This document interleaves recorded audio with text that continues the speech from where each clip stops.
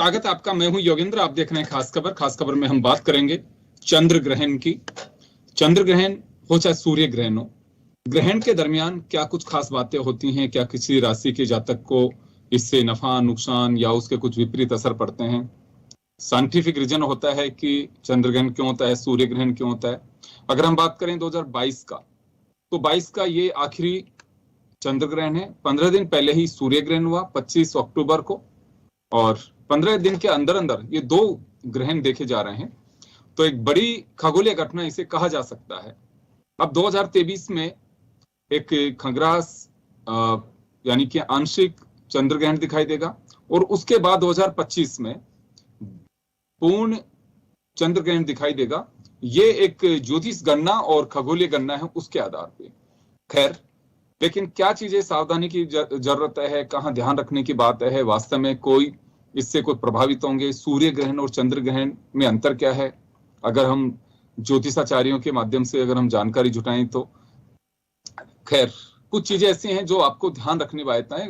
ग्रहण होता है, चला जाता है, लेकिन चीजें हमेशा होती हैं। हमारे सनातन संस्कृति की जो कुछ चीजें होती हैं वो हमारे ज्योतिषाचार्य बड़ी बारीकी से बताएंगे कि हाँ, इन चीजों का ध्यान रखना चाहिए, ग्रहण चाहे कोई सा भी हो। सूर्य ग्रहण ज्यादा प्रभावशाली होता है या चंद्र ग्रहण होता है? कुछ ऐसी चीजें जिनको लेकर हम चर्चा करेंगे। हमारे साथ डॉक्टर विनोद शास्त्री साहब हैं, जाने माने ज्योतिषाचार्य हैं। हमारे साथ नीलेश शास्त्री जी हैं, ज्योतिषाचार्य हैं। पुरुषोत्तम गौड़ साहब जुड़ रहे हैं, और संदीप भट्टाचार्य साहब जुड़ेंगे, जयपुर तारा मंडल के डायरेक्टर। क्योंकि इससे दर्शक या एक कहूं कि जनता उससे लाभान्वित होती है, उन्हें ध्यान दिया जाता है, और यही एक मकसद होता है कि हम ज्यादा से ज्यादा लोगों को कैसे जोड़ सकते हैं। नीलेश शास्त्री जी, आपके पास मैं आना चाहूंगा। क्या कुछ खास ध्यान रखना चाहिए ग्रहण के दरमियान? जय श्री राम। जय श्री राम। ग्रहण चंद्र ग्रहण हो या सूर्य ग्रहण हो, दोनों के समय ही घर से बाहर नहीं निकलना चाहिए। चंद्रमा को और सूर्य को सीधी आंखों से नहीं देखना चाहिए। चाकू, कैंची, नुकीले पदार्थों का कोई भी धातु हो उसका उपयोग नहीं लेना चाहिए। ग्रहण के समय बिल्कुल शांत होकर के, मन को शांत रख करके अपने आराध्य का ध्यान करना चाहिए। किसी भी प्रकार की खाद्य सामग्री का उपयोग नहीं लेना चाहिए। भोजन आदि नहीं ग्रहण करना चाहिए। स्नान आदि करके और सूतक से पूर्व ही स्नान आदि से निवृत्त होकर के और पूजा अनुष्ठान के अंदर बैठ जाना चाहिए। ग्रहण काल के समय अपने इष्ट के मंत्रों का जाप करना चाहिए, अपने गुरु के मंत्रों का जाप करना चाहिए। ग्रहण काल के समय जितना शांत रहे और मन को एकदम एकाग्रित करके ग्रहण काल के समय नित्य जो आप आराधना करते हैं भगवान की, उनके सामने बैठ करके या उनका मन के अंदर स्मरण करके और उस मंत्र का जाप करने से आपको सिद्धि भी प्राप्ति होगी। और जो ग्रहण ग्रसित हो रहा है, सूर्य या चंद्रमा, उन दोनों के ऊपर जो प्रभाव पड़ रहा है ग्रहण का, वो उससे उनको थोड़ी परेशानियां कम होगी और हमको वो आशीर्वाद प्रदान करेंगे।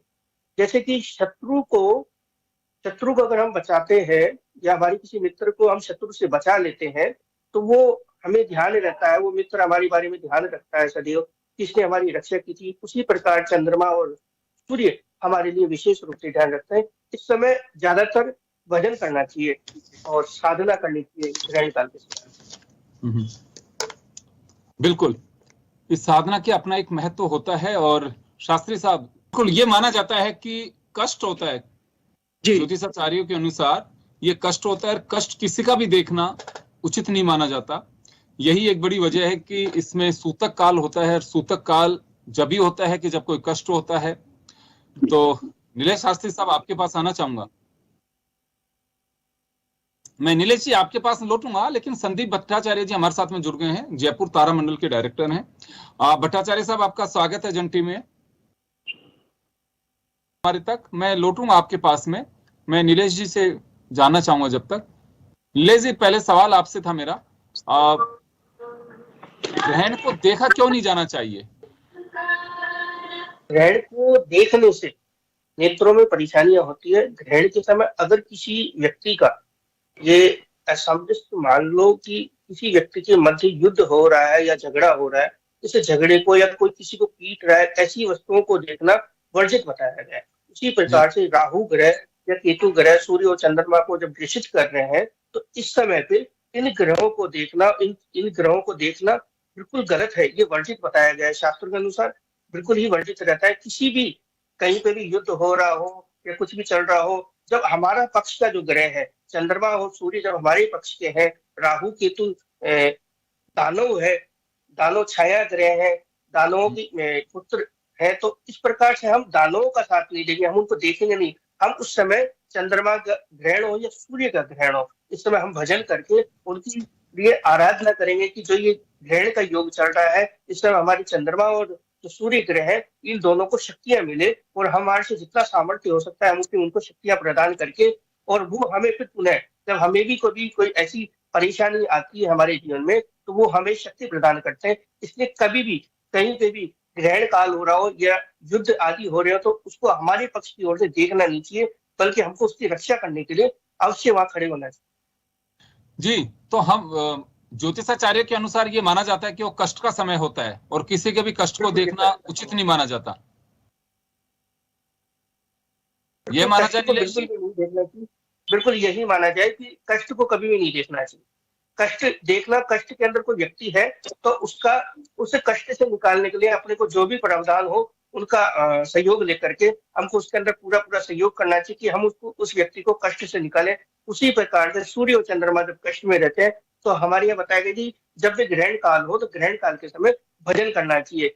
जितना भी हो हनुमान चालीसा, सुंदर कांड आदि अपने जो गुरु मंत्र है उसका जाप करके और उसका साथ देना चाहिए कि ये हमारा साथ जो सूर्य और चंद्रमा है इनका सहयोग मिले और सहयोग मिलकर हमारा साथ दे, कि हम जैसे उस प्रकार से आज इस परेशानी के समय उनका साथ दे रहे हैं, उसी प्रकार से हमारा साथ देना चाहिए। जी शास्त्री साहब,